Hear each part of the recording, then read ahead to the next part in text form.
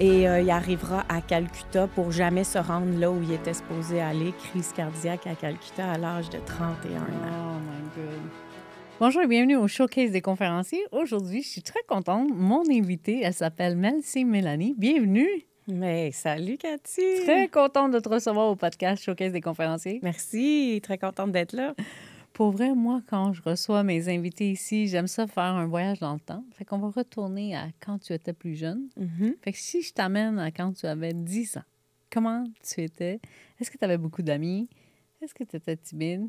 Est-ce que tu étais extravertie? Parle-moi de toi quand tu avais 10 ans. Mon Dieu, 10 ans, j'étais tellement pas à ma place. Je cherchais ma place à 10 ans. J'étais comme vraiment en recherche de mon groupe d'appartenance déjà, peux-tu croire, à 10 ans. J'ai la chance d'être née dans une famille qui était très ouverte, qui a vécu plein de choses. Une femme qui a dû, ma tante, parler de le fait qu'elle était gay il y a 50 ans, quand c'était pas la mode. Mon oncle, même chose. Ma grand-mère qui s'est divorcée il y a 60 ans. Fait que, tu sais, j'avais une famille quand même ouverte à écouter des nouvelles idées. Mais quand j'arrivais, moi, du haut de mes 8-10 ans, là, avec mes idées, c'était comme tellement différent parce que je parlais d'énergie, puis je parlais de connexion au grand tout, puis divinité intérieure. Déjà à cet âge-là? Oui!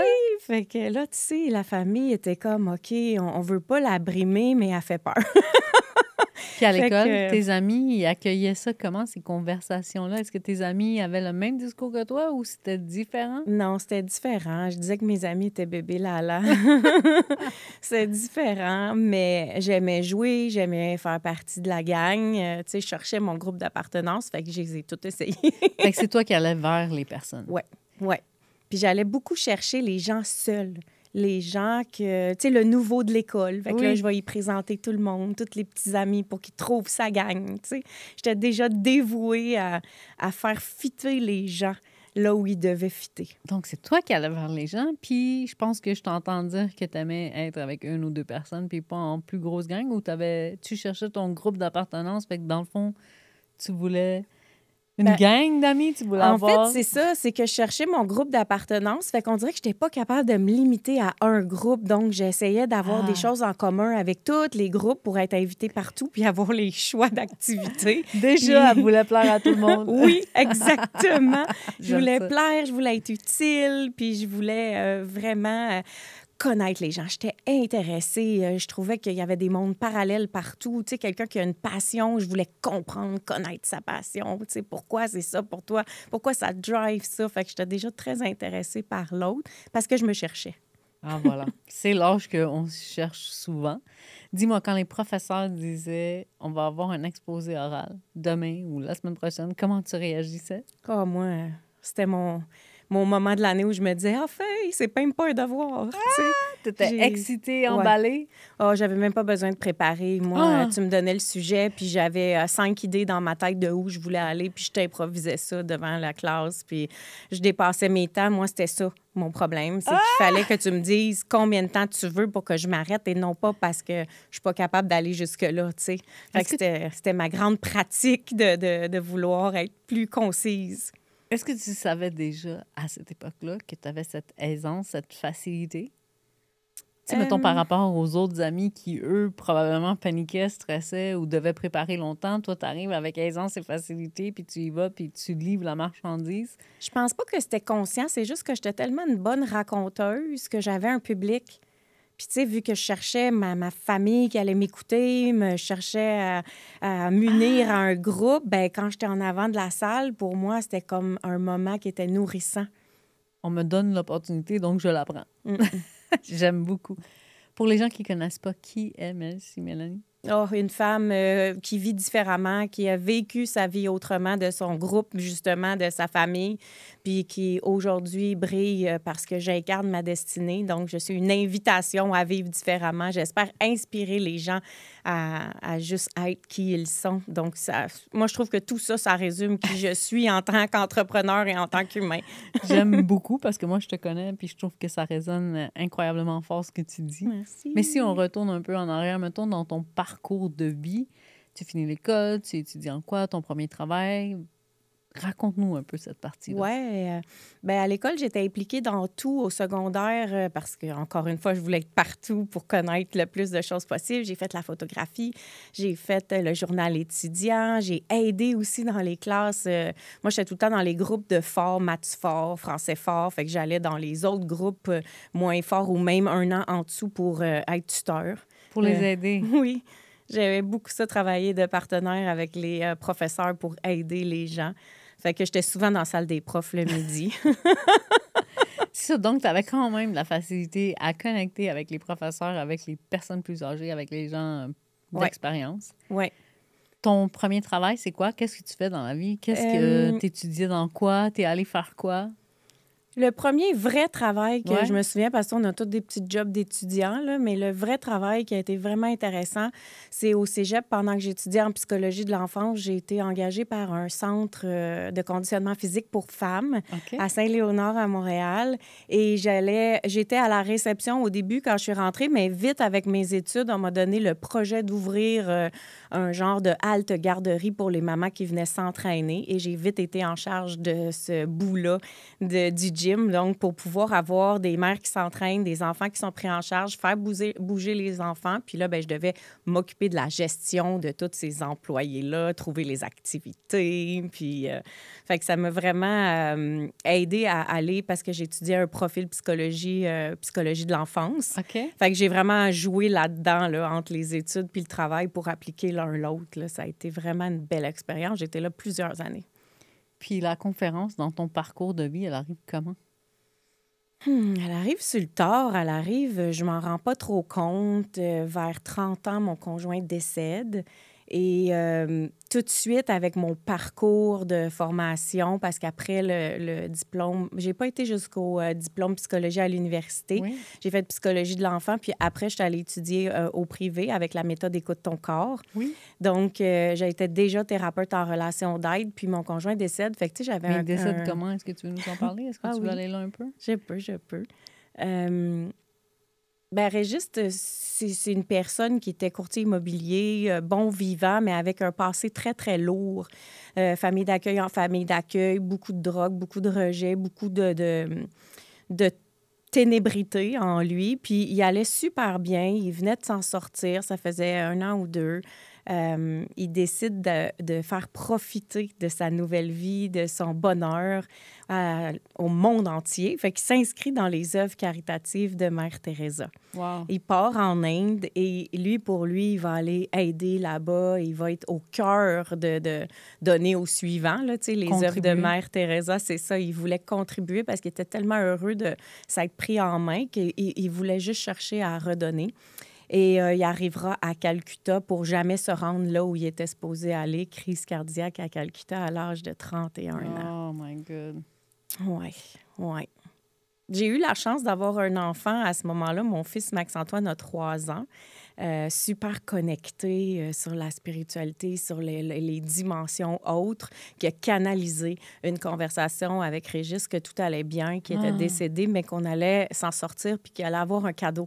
De ça. Et quand mon fils me l'a raconté, c'était vraiment comme j'en revenais pas qu'un enfant de 3 ans puisse avoir ces mots-là, cette connaissance-là. Donc, j'en parle avec beaucoup de détachement parce que quand la GRC est venue me dire que mon chum reviendrait pas, j'avais pas de surprise. Tu vois, je le savais. Oh, mon Dieu. Et je croyais mon enfant. J'étais convaincue de son expérience. Donc, je me disais, moi, j'enseigne ça, que l'énergie, elle existe. Je parle de ça depuis que je suis tout petite. J'ai élevé mon enfant comme ça. Fait que pour moi, c'était normal que lui aussi, il ait cette connexion-là. Puis, et ça a été difficile pour la GRC de voir que j'avais pas de... surprise ou de surprise, oui, c'est ça. J'avais une réaction parce que, tu sais, là, ça devenait réel, là, mais en même temps... Eux, ils étaient comme un peu, es-tu dans le déni? Tu sais, c'est quoi son choc? Fait qu'ils ont resté vraiment toute la journée avec moi pour essayer de voir. C'est sûr que j'ai eu un choc, là. Oui. J'étais même enceinte de Régis. J'ai perdu le bébé par le choc post-traumatique. Tu sais, fait que deuil par-dessus deuil, ça a été très intense. Mais pour eux, il y avait vraiment peur que je sois complètement dans un nuage de déni puis que je vois pas. Mais au contraire, là, je vais te dire que moi, quand ils m'ont annoncé ça, j'étais contente de savoir que Max-Antoine avait cette connexion-là, que si j'avais pu lui offrir cette connexion-là, c'est que moi, je l'avais encore. Ah, wow. Et que là, il allait avoir quelque chose de gros qui allait changer. Puis j'étais déjà capable de dire que cette expérience-là allait m'apporter à ici aujourd'hui. Wow. Tu sais, je savais pas ça allait être quoi le chemin, mais je savais qu'il y allait avoir quelque chose de plus clair, que j'allais obtenir les outils qui me manquaient pour exprimer ce que j'essayais d'exprimer depuis que j'étais toute petite. Mais j'allais justement là, tu sais, même si tu étais toute jeune, même quand ça arrive, si ça arrive aussi soudainement, est-ce que les outils ou les choses que toi, t'accédais t'ont aidé? Est-ce que tu dirais ça? Ah oui, définitivement. Définitivement. Puis je me suis rendu compte qu'on a tous un coffre à outils, plein d'outils, Oui. parce qu'on aime ça, là, prendre des cours, puis avoir des connaissances, puis faire de la croissance personnelle. On a tout ça, mais quand il arrive le temps, là, Oui. on ne sait pas lequel prendre. Non, c'est ça. Si on réussit à en prendre un, on ne sait pas comment l'utiliser. Fait que c'est devenu la quête de ma vie d'aider les gens à sortir de cette pression-là, de devoir choisir le bon outil, de devoir être parfait, de devoir se connaître, de devoir traverser le deuil de la bonne façon. Puis juste de dire fuck la pression. Et donc, je reviens, comment la conférence arrive dans ton parcours? Comment ça arrive dans ton parcours de vie? Oui, c'est là. Lui, il est décédé en octobre 2007. Et quand j'ai gradué de Écoute ton corps en 2008, je me suis dit, il faut que ça se sache. J'ai écrit ma première conférence que j'ai jamais faite. Attends, Écoute ton corps, qu'est-ce que tu faisais là-bas? Parle-nous de cette période-là. J'ai étudié avec Écoute ton corps. J'étais à cette école-là pour être professionnelle de relations d'aide de 2000. C'était un bon 3 ans, là, plus les stages, plus tout ça. Fait que de 2005 à 2008, je l'ai faite pour être professionnelle de relations d'aide. Fait que je suis arrivée diplômée au moment où j'avais besoin de ce coffre à outils-là. Wow. La vie est bien faite quand même, là. Oui. Et donc, tu termines le cours et là, t'as écrit une conférence que tu n'as jamais faite, c'est ça que tu disais? Oui, donc... parce que j'ai écrit le cadeau que tu m'as légué. OK. Et le cadeau que tu m'as légué, pour moi, c'était une grosse conférence là, avec de la musique, avec plein d'intervenants. C'était un show parce que je voulais célébrer la mort de Régis qui permettait d'aller à un autre niveau, qui me permettait d'enseigner, de parler de mes connaissances, d'aider les gens à sortir de ces dualités-là. Parce que moi, mon deuil, je l'ai vécu dans la joie.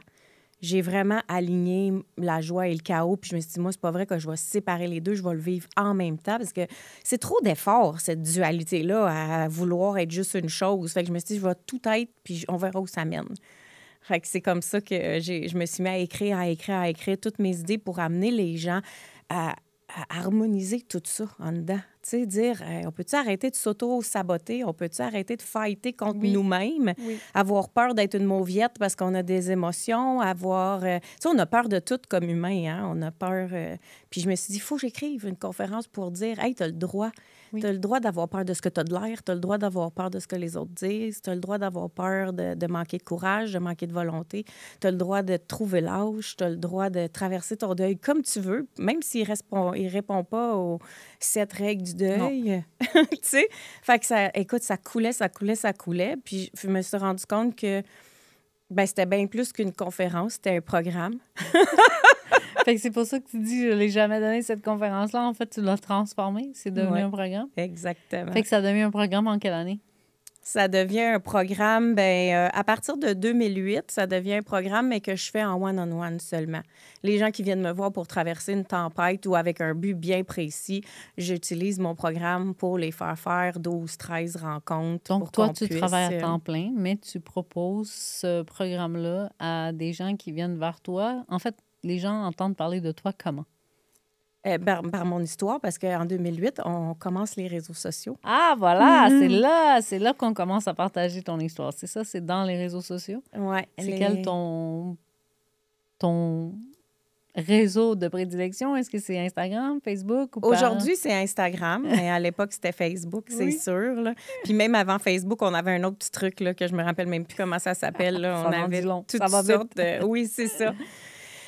Donc, les gens apprennent, en fait, ils apprennent pas à parler de moi par rapport à ce que je fais. Ils apprennent juste qui je suis. Parce que je me dévoile, puis je dis, ben là, tu sais, je vis un deuil, je vis ci, je vis ça. Puis avec mes consultations privées, j'amène les gens en quelque part. Fait que je partage un peu comment je vais, comment ça fait les outils sur les gens ce qui libère. Et là, le succès est plus grand que moi. Mon agenda est plein, puis je travaille en cabinet. Je lâche les réseaux sociaux. Puis ça va super bien, là. Puis j'ai réussi à avoir un bon volume de clients, m'occuper de mon enfant, puis être agent d'immeuble à ce moment-là en même temps, en plus. Fait que t'en jongles de plusieurs choses en même temps. Oui, le fait d'être agent d'immeuble, tu rencontres plein de gens, fait que tu peux les amener aussi parce que les changements, c'est un deuil, hein? Fait que moi, il n'était pas question que je devienne une spécialiste du deuil, là. Je voulais devenir une spécialiste de joie. Fait que dès que je voyais que quelqu'un manquait de joie de vivre ou de saveur dans sa vie, bien, je donnais ma carte, tu sais, je peux t'aider, on peut aller plus loin. Fait que gérer, dealer le stress d'acheter une maison, à la limite, j'aurais pu prendre les clients d'un autre courtier, pas les miens, là, mais les clients d'un autre courtier. Fait que c'était vraiment génial, là. J'ai vraiment eu la chance d'être victime de mon succès, si on peut dire, parce que là, j'avais un beau bouche à oreille et plus je mettais mes outils en application, plus je devenais bonne, plus mon deuil à moi je gérais, plus j'avais la certitude que ce que j'enseignais était bien. Fait que j'ai commencé à ouvrir des petits programmes en ligne une fois de temps en temps, par-ci, par-là, les offrir dans les maisons aussi pour comme la CAVAC ou les maisons pour personnes un peu défavorisées, maisons de la famille, ces trucs-là. Et à force d'être dans ces maisons-là, bien là, les entreprises sont venues me chercher pour faire du redressement d'entreprise. Mais j'y vais. Oui! Je t'arrête tout de suite. Je veux savoir, est-ce que tu te souviens de quelle est l'entreprise qui t'a donné ta première opportunité? Est-ce que tu veux nous parler de cette séquence-là? Bien, si on parle d'une entreprise lucrative, là, on ne parle pas des maisons. Ils n'ont pas beaucoup de budget, là, les maisons de famille, puis les CAVAC, puis tout ça. Fait que ça, c'était souvent... gratuitement? Bien, c'est pas gratuit. Tu as quand même un budget, mais souvent, on faisait ramasser des fonds pour pouvoir le faire. Mais une entreprise qui m'a dit « j'ai besoin de toi oui. », c'est quand je prônais justement que si tu veux que tes employés restent, bien, il ne faut pas juste qu'ils soient bien dans ton entreprise. Il faut qu'ils soient bien eux autres aussi dans leur vie, puis qui alignent leur vie. Oui. C'est toutes les sphères de leur vie qui roulent bien ensemble. Fait que j'ai eu des entreprises qui sont venues me chercher, dont les running rooms, les coins du coureur, pour aider les entreprises, justement, les gérants de boutiques à créer des programmes. On a créé des programmes de courses, toutes sortes de choses. On a... mais la grande entreprise qui m'a fait confiance, mon premier contrat de 5 ans, c'était avec Eros et compagnie, qui sont venus me chercher pour aider à développer le côté ambassadrice à domicile pour aller faire les présentations. Puis ça, c'est dur, là, aller parler de jouets pour adultes, là. Fait que les femmes... Parle-nous de ça. Comment ça se passe quand tu sens que tu vas avoir un contrat sur une longue période puis que le sujet est peut-être pas aussi... En fait, tu as peut-être des pensées sur comment les gens vont réagir? J'espère que vous appréciez cet épisode qui est rempli de pépites. Si vous trouvez que ça vous fait réfléchir, que ça vous fait vivre des émotions, que ça vous fait rire, que c'est différent que ce qui est présenté ailleurs, je vous invite à me laisser un petit review, un commentaire positif. Puis si vous avez envie de me faire un like et un partage, je vous dis que ça peut avoir un grand impact. Non.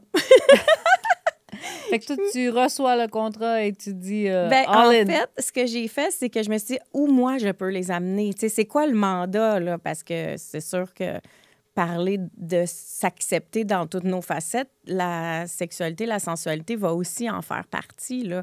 Donc, c'était un beau contrat parce que je me suis dit, j'ai une chance de pousser mon savoir, mes connaissances, mon expérience encore plus loin pour voir, quand je dis s'accueillir qui nous sommes, là, puis s'aimer, là, sans pression, sans jugement, c'est aussi là-dedans, là.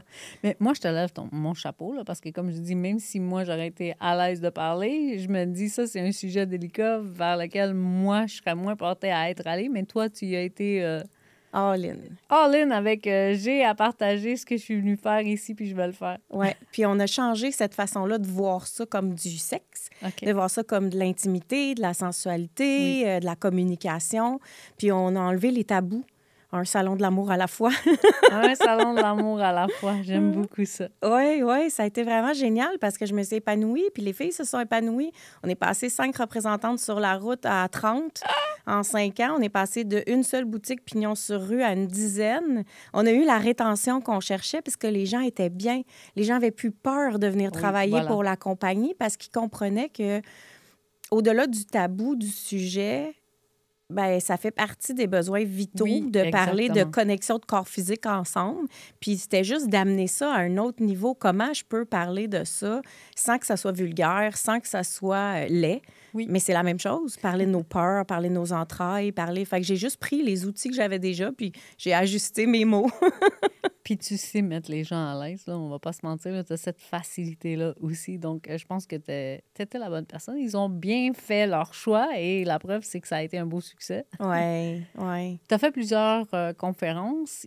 Ici, au Showcase des conférenciers, j'aime montrer l'envers de la médaille. Souvent, sur les réseaux sociaux, c'est que le beau, c'est que les stages avec beaucoup de gens, beaucoup des standing ovations. J'aimerais ça que tu nous racontes une situation ou quelque chose qui t'a marqué. Ça peut être un public un peu plus froid ou une situation loufoque qui est arrivée pendant que tu faisais une conférence. Bref, partage-nous un moment. Du Salon de l'Éveil. Allons-y avec le Salon de l'Éveil. J'ai parler de mon premier stage au Salon de l'Éveil. Sur l'horaire, j'étais en même temps que Karine Champagne. Et donc ça, quand tu as vu ça, comment ça te fait réagir? Sur le coup, je sais même pas si je l'ai vu. Parce que j'avais vu Karine pas longtemps avant, puis on s'était dit « Hey, je vais aller te voir l'une l'autre. » On était comme « Ouais, je vais aller te voir, ça va être cool, je vais voir où est-ce que ton message est rendu. » Et sur le coup, ben on se dit juste qu'on va aller se voir, mais tu sais, quand tu regardes l'horaire, tu regardes toi, mais moi, je regarde pas tant qui est en même temps que moi, vu qu'on n'est pas en compétition, on a chacun un message. Voilà.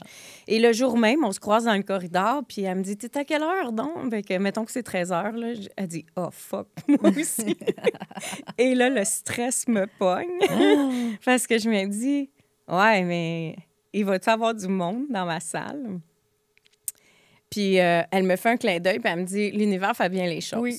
Fait que je me suis dit « OK. » Mais je me suis présentée dans ma salle. Outre le staff, il y avait 3-4 staffs, il y avait 3 personnes. Ah, mais quand même! Il y avait 3 personnes, puis je me suis remémoré l'importance d'être... comme Céline Dion, de toujours donner son meilleur. Fait que j'ai donné ma conférence à 300 personnes et dans ma tête. Et ça a été extraordinaire. Puis quand je suis sortie, puis en plus, à dernière minute, j'ai revisité mon texte puis j'ai décidé de le faire complètement différemment. J'aimais plus mon texte tout à coup, là, tu sais, genre 1 heure avant de monter sur le stage. Fait que je me suis dit, c'est bien qu'il y ait 3 personnes, ça va me permettre de tester ma nouvelle façon de livrer mon message. Fait que, tu sais, il n'y a rien qui arrive pour rien. Et quand je suis sortie, Karine est venue me voir pour me demander comment ça avait été. Ben, j'ai dit, il y avait 3 personnes. Elle dit, ça, c'est signe d'une grande carrière. Moi aussi, j'ai commencé comme ça.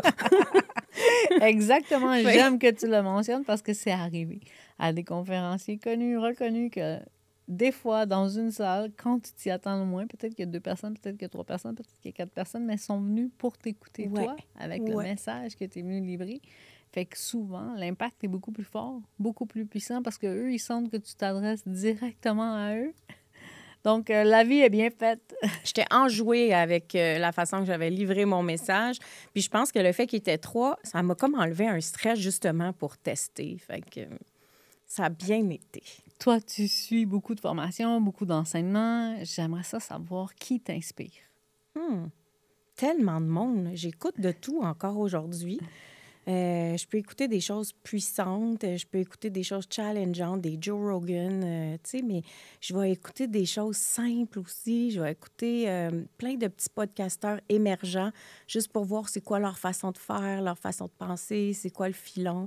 J'aime tout ce qui est développement humain, c'est sûr, là, mindset, on n'en sort pas, mais j'ai un petit côté aussi que je suis bien adepte du podcast de Marvel. Podcast de Marvel! J'aime quand mon cerveau peut juste laisser aller, puis, tu sais, écouter, décrocher, se laisser porter par l'imaginaire. Ça aussi, ça me fait beaucoup de bien. Fait que c'est le genre de truc que je vais écouter. Je t'ai pas posé cette question-là, mais je suis curieuse. Comment, moi, je suis arrivée dans ton univers? Comment tu m'as vu passer? Tu as vu le Salon de l'Éveil? Bien, je suis une cliente depuis l'ouverture, là. Je pense que moi, t'es dans ma vie, ça fait 10 ans. Depuis 2015. Cette année, on fête notre 10e anniversaire au Salon de l'Éveil. Donc, t'étais venue à la première édition? Si C'était au Château Royal Ah oui. 2015? Ah oui. Bon, ben, c'est ça, là. C'est fou, là. Ça part de loin. Oui, oui. C'est le genre Mais je pense pas que quand tu as commencé les autres salons en dehors de Laval, j'avais suivi. Tu sais, c'était Laval le mien. C'était Laval, tu sais. Oui. Puis après ça, ben là, je t'ai vu de plus en plus parce qu'au début, tu vas au salon pour aller au salon, Oui. puis on se fout un peu c'est qui l'a fait, là. Tu sais, quand on est C'est la client, vérité, là. C'est la vérité. Mais à un moment donné, tu veux découvrir, tu sais, c'est qui la personne derrière le salon. Puis là, à un moment donné, ben, tu sais, tu réalises qu'elle est sur le cover du magazine. C'est qui, elle? Tu te renseignes, puis c'est intéressant. Ouais, c'est vraiment... Ici, au Showcase des conférenciers, on parle de prise de parole en public, mais on parle aussi de storytelling. J'aimerais ça savoir s'il y a une histoire qui t'a marqué. Ça peut être quelque chose que tes parents t'ont transmis, une histoire que toi, t'as vécue, mais quelque chose qui te suit encore aujourd'hui. Tu dis ça, cette histoire-là, elle a eu un impact dans ma vie. Bien, je l'ai nommé sans le vouloir. Tantôt, quand j'ai dit on est comme Céline Dion, c'est un conférencier que j'ai vu à plusieurs reprises parce qu'il avait été engagé par Remax quand j'étais chez Remax, par Cosbec quand j'étais dans les produits de coiffeur. Il était engagé par toutes les compagnies où je travaillais. Sylvain, il commençait quand on l'a engagé la première fois et lui, il avait une analogie d'une switch de lumière. Il l'a encore, d'ailleurs. Raconte. Et pour lui, c'était tu es une entreprise et c'est toi qui décides quand tu mets ta switch à on et à off. Et c'est juste toi qui choisis. Fait que c'est pas vrai que l'entourage a un impact sur comment tu vas livrer la marchandise. C'est toi qui décides qu'est-ce que tu vas mettre à on quand tu vas mettre le pied sur le stage.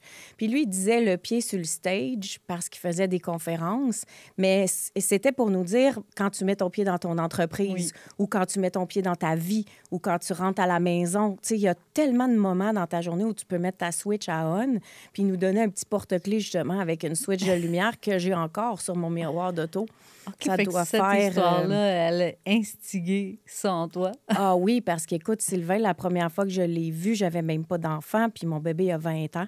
Fait que ça fait longtemps, là. Et lui, il avait dit ça, justement, par rapport à Céline. Il avait dit, est-ce que tu penses que Céline ne met pas sa switch à on au Caesars Palace quand ça fait 100 000 fois qu'elle donne le même show?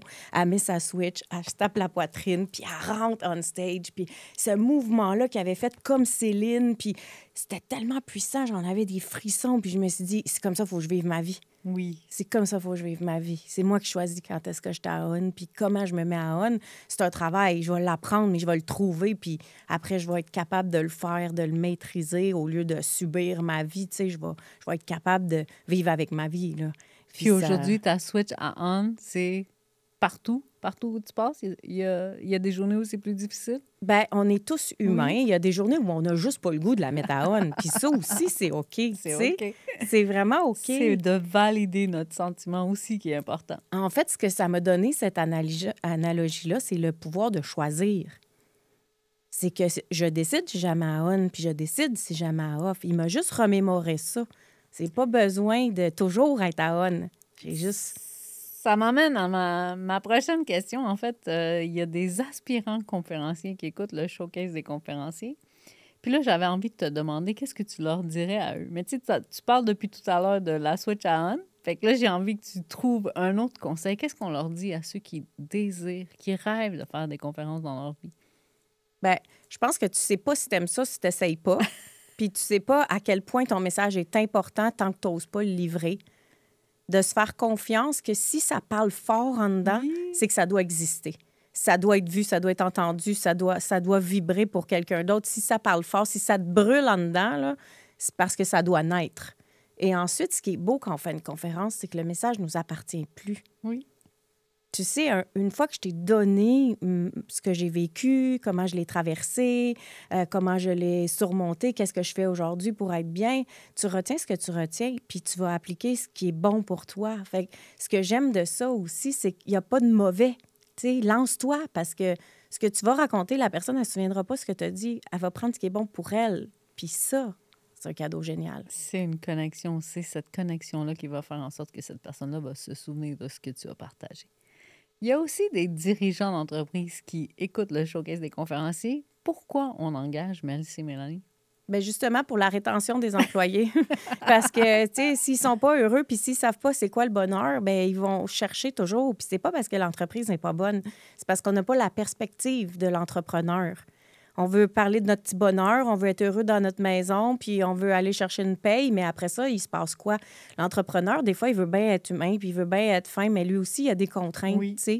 Fait que moi, j'amène vraiment ce côté-là, aligné KO Joie, là, ça a beaucoup de sens, là. C'est vraiment, c'est pas juste à l'intérieur de toi, sortir des dualités, mais sortir de ta dualité aussi avec ton entrepreneur. Est-ce que tu es capable de le comprendre? Est-ce que tu comprends pourquoi lui, il te demande les choses? Puis c'est quoi le terrain d'entente pour toi, selon tes valeurs, tes besoins, ton humain que tu es, tu sais? On est dans cette ère-là. On est dans l'ère de changement. Les entreprises veulent changer, veulent aller dans l'ère du Verseau qu'on appelle en spiritualité. Fait que c'est le temps. Parce que moi, je suis née dans cette ère-là et j'enseigne cette ère-là. C'est ton domaine de prédilection. Choisissez Melty Mélanie. On s'est adressé à des aspirants conférencier, on s'est adressé à des dirigeants d'entreprise. Si on s'adresse à Melty Mélanie, qu'est-ce qu'on lui dit quand elle avait 20 ans? Qu'est-ce qu'on lui dit? Oh mon Dieu, arrête d'avoir peur.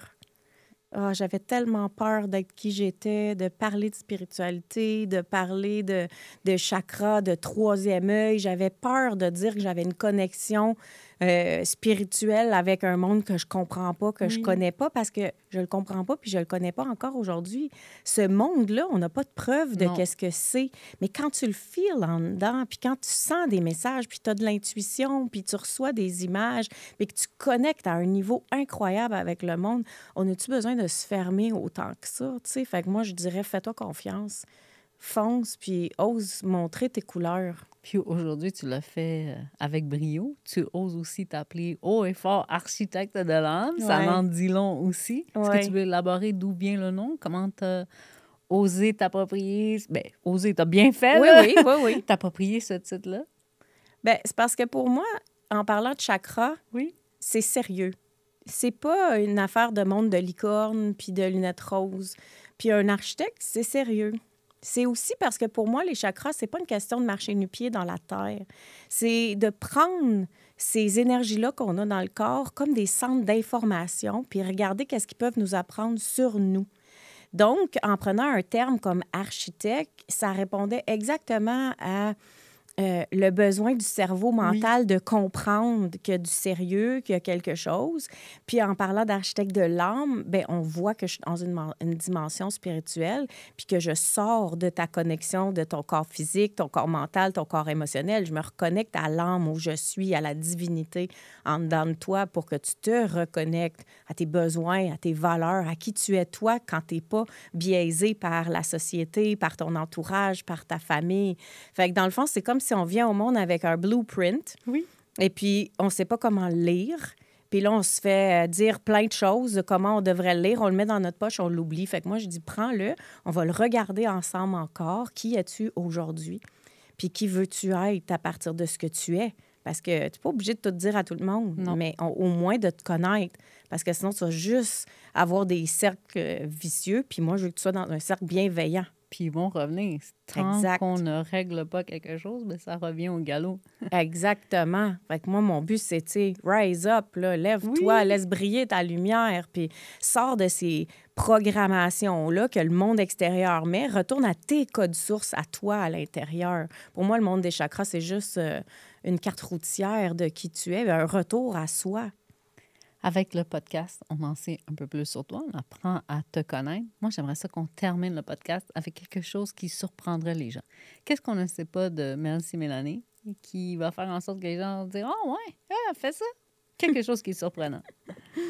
Quelque chose qui est surprenant, c'est difficile à dire parce qu'on me dit que je surprends à tous les jours juste parce que j'ai des réactions des fois, tu sais, que tu t'attends pas dans mes réponses. Comme je me canne pas dans le bien ou dans le mal, je suis toujours dans l'ouverture, dans l'écoute de découvrir un monde parallèle, découvrir une nouvelle activité. Tu questionnes les formats, tu sors des boîtes.